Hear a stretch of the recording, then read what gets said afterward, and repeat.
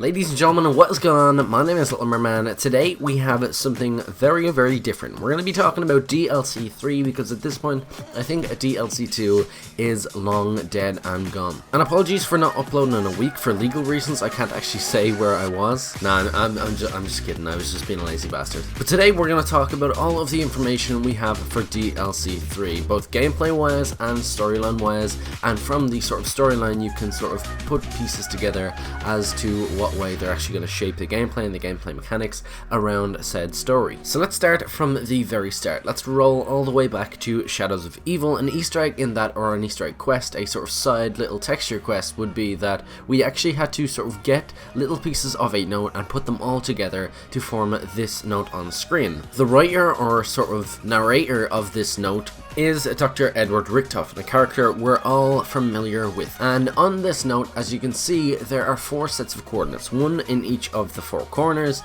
and each of those relate or sort of are directly linked to the locations for each and every single one of our DLCs. Obviously, the coordinates for the Giant are on it, the coordinates for Der Eisendrache linking up to Austria are there, and of course the island of Pompeii as well. And the last sets of coordinates, I believe, are in the top left, direct us to the location of Volgograd in Russia, or at the time that we are actually playing in during World War II, Stalingrad. And obviously, since we are playing during World War II, the Battle of Stalingrad is actually commencing, and actually confirmed by Jason Blundell, World War II is continuously, simultaneously happening whilst we are travelling around killing the 1.0s. So there's our first 2 bits of information for DLC 3. We have a time and a location. Obviously, Stalingrad in Russia, taking place during the Battle of Stalingrad during World War II. And if my calculations are correct, it's definitely going to be 1942 or 1943. Next up is what actually happens before. Obviously, if you're not up to date with the Call of Duty Zombies storyline,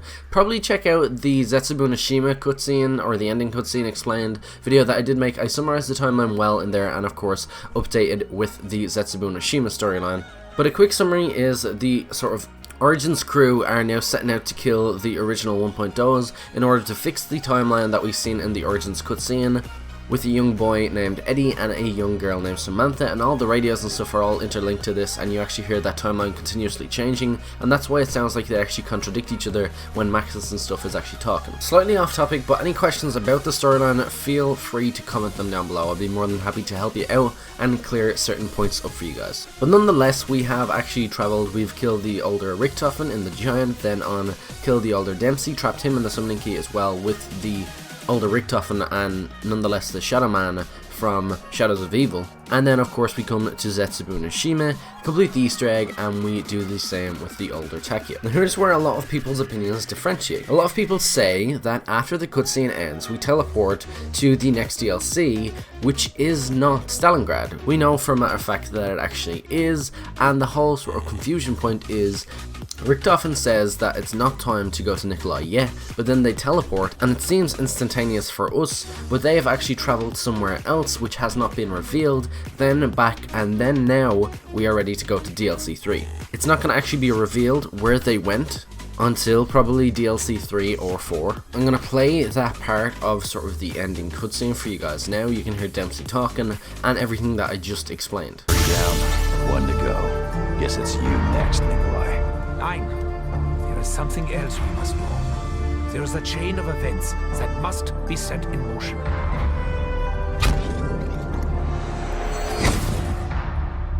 Call it our insurance policy, in case we don't like where we end up.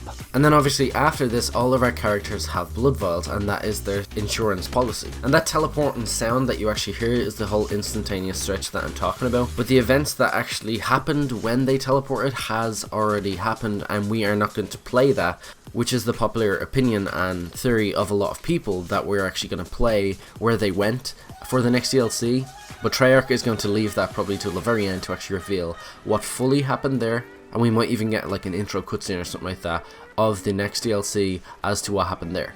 So if you're still here right now, congratulations first of all, because my audience has the attention span of a fucking rock. But that is all the raw information we have right now. Time to theorize, and if you're still here once again, definitely drop a comment down below as to some of your theories for DLC 3, and let's talk about a lot of the popular ciphers that have been solved and all of the popular theories for DLC 3. And if you could, do me a big favour and smash the like button. for the Easter egg in Zetsubou and Shima, we actually have to teleport with Anywhere But Here into a dragon room with 3 dragon eggs and a lot of dragon stuff all around it. And there's posters of dragons, and there's even a piece of a little puzzle in there over on the table too. The only way you can actually get into this room is by Anywhere But Here, which is definitely interesting. But 3 dragon eggs that have seemed to hatch. Definitely peculiar. Now there's 2 ciphers that I actually want to concentrate on when theorizing with the whole dragon thing for Stalingrad, and they all go hand in hand. So cipher number 1 was one of the very first solved. By the way, it's my screenshot on screen. I'm just really not bothered to retype everything out in the editing software, just in case you think I'm stealing.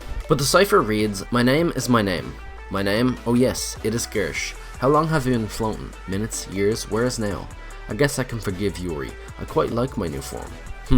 Where am I now? A city on fire by a river. I know this place. Finally, I am home." So the person in the cipher obviously goes back to the map in Black Ops 1, Ascension. The story goes that Gersh was actually betrayed by Yuri, and he was basically trapped, and we actually had to free him in the Easter egg. And he was actually in the form of a white light, and he floated up into the sky, and we never heard anything of him or about him after that. And now we know that he has been floating through time and space, and has actually ended up in the map of Stalingrad. Obviously, a city on fire by a river. The fire is one thing that you probably want to concentrate on when we're talking about dragons, but we'll come back to that in just a second. Cipher number 2 is one that was recently solved. It's the zipline cipher, and it reads, "Division 9 Project D update to Group 935. The specimens have been manufactured to be asexual. We felt it was best to remove the primal urges of the sexes, as this will make them far easier to control. That being said, they are still extremely dangerous. You must have the mechanical control collars and proper frequency set and applied when the specimens reach the juvenile stage. After seeing what they are capable of, your stalemate on the Eastern Front with the Russians will soon come to an end."